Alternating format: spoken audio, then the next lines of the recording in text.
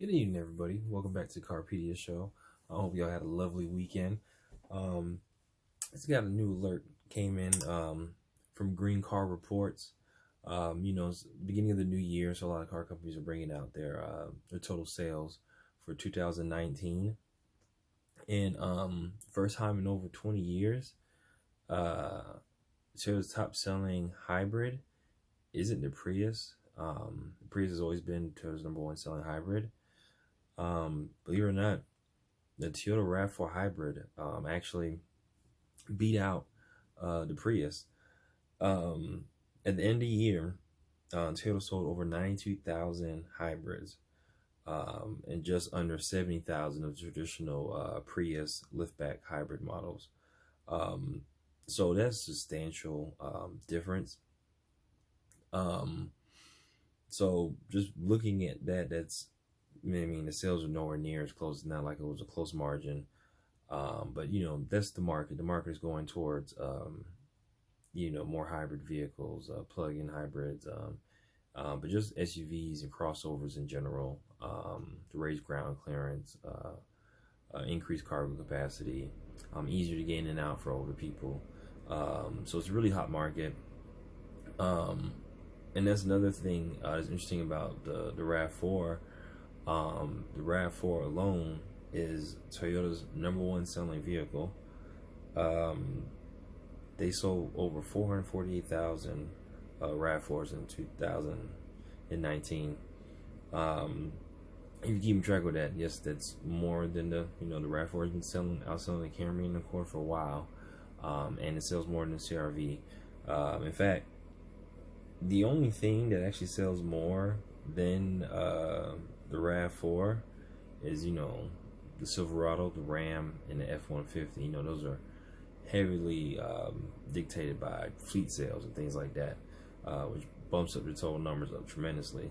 So that's really, really interesting. Now, what's really concerning is the Prius. The sales have been going down tremendously. Toyota's plan to go ahead and diversify their hybrid lineup and basically using what they learned in the Prius and upscaling it to other vehicles, more mainstream vehicles that people are more accustomed to driving, vehicles they find more, attractive, things of that nature. So that's where the shift is going, because if you wanted a hybrid back in Toyota's lineup, you basically had to get a Prius. But now, there's so many more options available. Of course, they've always had a Camry, but now, you can have the Avalon hybrid, ES hybrid. They've had the hybrid in the RX, as well as the Toyota Highlander for a while.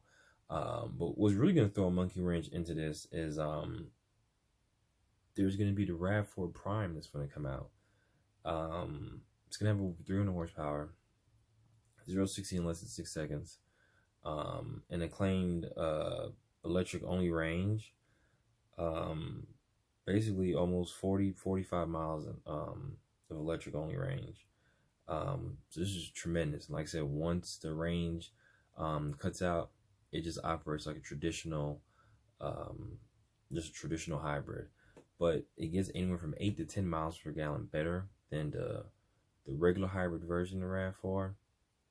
And it's substantially faster, much faster. But it's not just that. The overall experience in the RAV4 Prime, because of the battery packs being in the ground, lowered to the ground, has a smoother ride and handles better. And with its larger electric motor, you're in electric mode a lot longer, so it's a lot more smoother and quieter vehicle. So, like I said, this is a really interesting article. I said this first time it's happened over 20 years. I've basically been keeping up with the market. But that's really, really interesting about this. And another thing that's really interesting, I forgot to mention, is the fact that almost 20% of RAV4 sales are hybrids. So at 448,000, that is a huge, it's a huge amount of sales.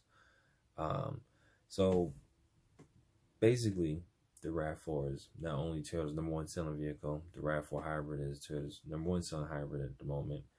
And lastly, when the RAV4 Prime comes out, it's probably going to be the number one selling plug-in hybrid electric vehicle. So tell me what you guys think about this shifting the market, going from cars to crossovers, things like that, as well as shifting the market from hybrids. Used to be the thing that everybody wanted.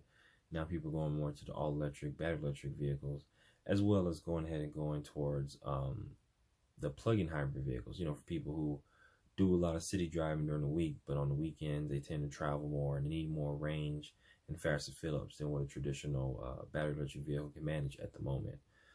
So, like I said, what you guys think about this? I'm gonna go ahead and post the article link below to Green Car Report so you can read it for yourself. I mean, I summarized through it. You guys can go ahead and look at it for yourselves, and go ahead and comment below and tell me what you guys think. And like I said, I appreciate you guys checking in and supporting me and subscribing to all my videos. And like I said, I'm gonna have some more news and reviews for you guys coming up real soon.